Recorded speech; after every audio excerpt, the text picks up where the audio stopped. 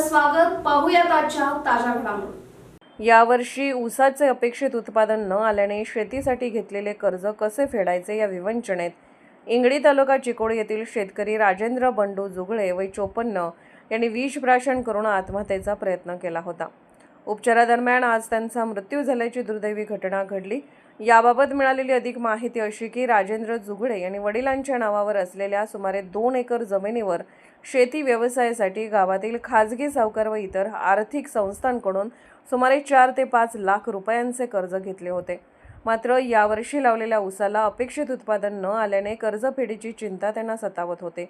या मानसिक तणावातूनच त्यांनी 2 दिवसांपूर्वी विष प्राशन केले. ही बाब लक्षात येताच नातेवाईक व गावातील नागरिकांनी त्यांना तातडीने मिरज येथील शासकीय रुग्णालयात दाखल केले.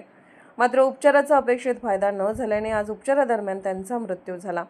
या घटनेची नोंद अंकली पोलीस स्थानकात करण्यात आली असून मृत्यूचे कारण कर्जबाजारीपणा असल्याची नोंद आहे.